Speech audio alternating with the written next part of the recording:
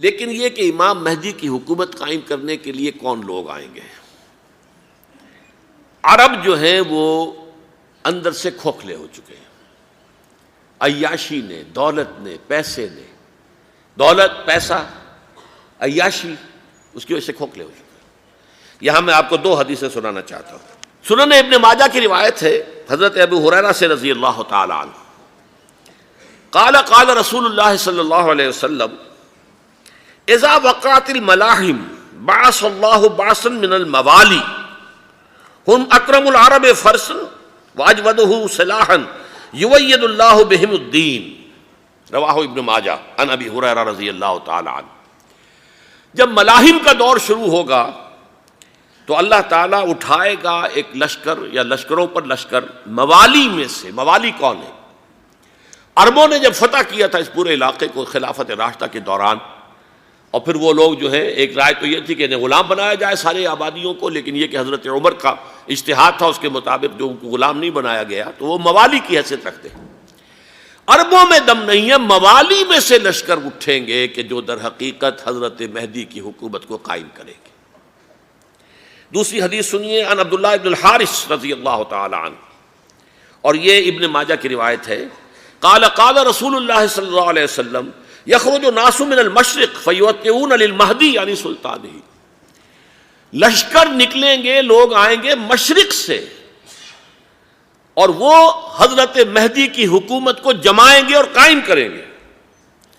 اب ذرا نوٹ کیجئے کہ جزیرہ نماء عرب کے مشرق میں کون سے ملک ہیں؟ تین: ایران، افغانستان، پاکستان۔ یہ تین سالڈ مسلم ممالک، مسلم آبادی اکثریت۔ ویسے تو یہ کہ آگے ہندوستان میں 20 کروڑ مسلمان ہیں، لیکن وہ 20 کروڑ جو ہے وہ تو 80 کروڑ کے اندر تحلیل ہو جاتے ہیں غیر مسلموں میں، لیکن یہاں جو معاملہ ہے یہ غالب اکثریت کے۔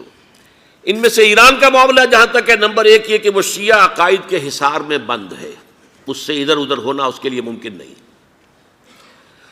حدیث میں یہ بھی آتا کہ اصفہان سے 70,000 یہودی دجال کا ساتھ دیں گے۔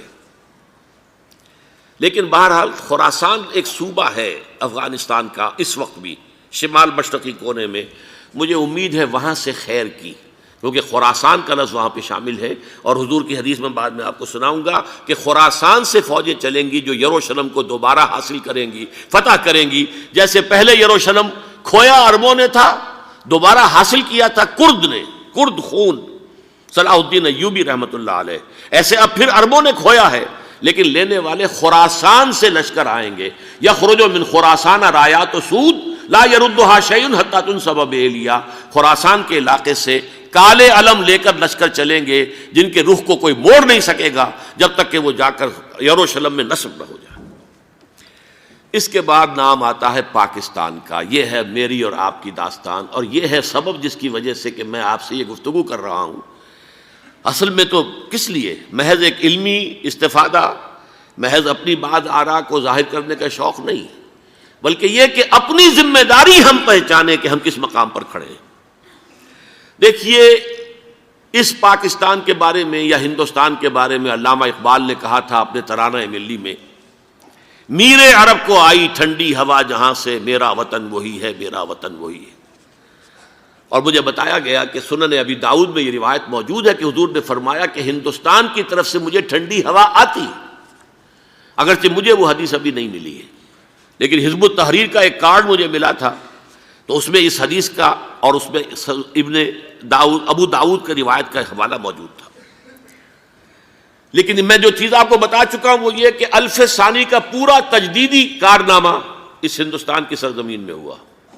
مجدد الف ثانی شیخ احمد سرندی، شاہ ولی اللہ دہلوی، سید احمد بریلوی، وہ تو ہمارے پاکستان میں آ کر جو ہے ان کا خون جذب ہوا ارض پاکستان میں۔ پھر شیخ الہند مولانا محمود حسن۔ تحریک خلافت چلی تو صرف ہندوستان میں چلی اور کہیں نہیں چلی۔ آزادی کی تحریک چلی پوری دنیا میں، وہ نیشنلزم کی بنیاد پر چلی، ملے نیشنلزم، عرب نیشنلزم، ترک نیشنلزم۔ ہمارے ہاں چلی تو اسلام کے نام پر، پاکستان کا مطلب کیا؟ لا الہ الا اللہ۔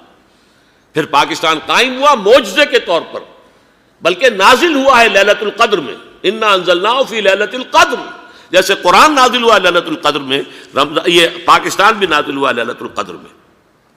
اس کا برقرار رہنا ابھی تک معجزہ ہے۔ ہندو یہ سمجھتا تھا، کانگریس سمجھتی تھی کہ جھٹپٹ ختم ہو جائے گا۔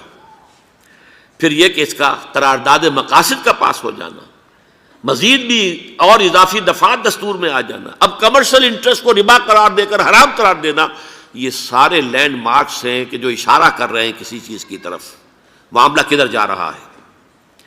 پھر یہ کہ یہ جو 14ویں صدی کے مجدد تھے شیخ الہند، اس کے بعد سے کچھ ایسی شخصیتیں عظیم پیدا ہوئی ہیں ہند میں، جن کو میں سمجھتا ہوں کہ 14ویں صدی کے مجدد اور 15ویں صدی کے مجدد کے درمیان، یہ 15ویں صدی کے مجدد کی راہ کو سیدھا کرنے والے، جیسے کہ حضرت یحییٰ نے کہا تھا میں تو آنے والے کا راستہ سیدھا کر رہا ہوں حضرت عیسیٰ کے لیے، ایسے ہی 15ویں صدی کے لیے امام مہدی کے لیے راستہ صاف کرنے والے سب سے پہلے علامہ اقبال، جنہوں نے اسلام کا تصور دین کی حیثیت سے دوبارہ زندہ کیا ہے، ورنہ اسلام ایک مذہب کی شکل اختیار کر چکا تھا۔ پھر مولانا مودودی، مولانا ابوالکلام آزاد حکومت الہیہ کے نعرے کے ساتھ میدان میں آئے۔ یہ اقبال نے جو تصور پیش کیا تھا اس پر عملی جد و جہد کے لیے حزب اللہ قائم ہوئی۔ نوٹ کر لیجئے 11 برس کا فرق ہے عمر کا علامہ اقبال کے اور ابوالکلام کے، اور 1913 میں جب حزب اللہ قائم کی ہے اس وقت علامہ اقبال کی ملی شاعری اپنے عروج کو پہنچ چکی تھی۔ پھر یہ کہ علامہ اقبال کے بعد تعمیل جو ہے اس کام کی وہ ابوالکلام نے کی، لیکن روایتی علماء نے کی شدید مخالفت کی وجہ سے وہ بددل ہو کر چھوڑ گئے، کانگریس میں شامل ہو گئے، بساط جو ہے حزب اللہ کی انہوں نے لپیٹ دی۔ پھر مولانا مودودی آئے، انہوں نے وہ ڈور جو ہے اس کا سرا تھاما، جماعت اسلامی قائم کی حکومت الہیہ ہی کے قیام کے لیے۔ اگرچہ میرے نزدیک یہ کہ وہ انتخابی اور ایک قومی سیاست کی ایک جماعت بن کر پاکستان میں جو ہے دلدل میں پھنس گئی ہے، اب ہم اس کی کوشش کر رہے ہیں، تنظیم اسلامی اور یہ تحریک خلافت جس کے تحت یہ جلسہ ہو رہا ہے، یہ ساری چیزیں وہ ہیں کہ آپ کو سوائے پاکستان کے اور کہیں نہیں ملیں گی پوری دنیا میں۔ معلوم ہوتا ہے کہ پاکستان کو بہت بڑا رول پلے کرنا ہے اس میں، اور اس کے ساتھ اب جمع کر لیجئے افغانستان کی عمارت افغانستان، اسلامی عمارت افغانستان قائم ہو چکی ہے۔ یہ پچھلے 20 سالوں میں جو کچھ وہاں ہوتا رہا ہے اس سے پہلے تصور نہیں ہو سکتا تھا۔ علامہ اقبال کے فرزند بھی دیکھ کر آئے ہیں، تو اگرچہ وہ خود میں سمجھتا ہوں کہ خاصے انہیں آپ لبرل کہیں، آزاد خیال کہیں، لیکن اس درجے متاثر ہو کر آئے تھے کہ انہوں نے یہ کہا افغانستان میں جو میں نے حالات دیکھے ہیں کہ اگر 2-4 اور مسلمان ملکوں کے اندر یہ نظام قائم ہو جائے تو پوری دنیا مسلمان ہو جائے گی۔ یہ سب کچھ کیسے ہو رہا ہے؟ یہ آنے والے دور کی جھلکیاں ہیں۔ Coming events are casting their shadows before. یہ سب بتا رہے ہیں کہ پاکستان افغانستان کو مل کر اس میں کوئی عظیم رول پلے کرنا ہے۔ اور اس کے ضمن میں اب میں علامہ اقبال کے بارے میں آخری بات کہہ رہا ہوں۔ علامہ اقبال کے بارے میں عام یہ خیال ہے، انہوں نے اپنے خطبات میں مہدی کا اور نزول مسیح کا، حالانکہ میں کل پڑھ رہا تھا مولانا سید احمد اکبر آبادی رحمۃ اللہ علیہ کا ایک مقالہ ان کا کہ علامہ اقبال نے ابن خلدون کے بارے میں یہ کہا ہے کہ مہدی کا اور نزول عیسیٰ کا دونوں کا انہوں نے انکار کیا ہے، حالانکہ ابن خلدون نے نزول عیسیٰ کا انکار نہیں کیا، صرف مہدی کا انکار کیا ہے۔ بہرحال علامہ اقبال نے خطبات میں انکار کیا ہے، لیکن یہ کہ اپنی شاعری کے اندر میں چیلنج کرتا ہوں کسی بڑے سے بڑے اقبال شناس کو، ان کا یہ شعر ذرا سنیے: خضر وقت از خلوت دشت حجاز آید بروں، کارواں زی وادی دور و دراز آید بروں۔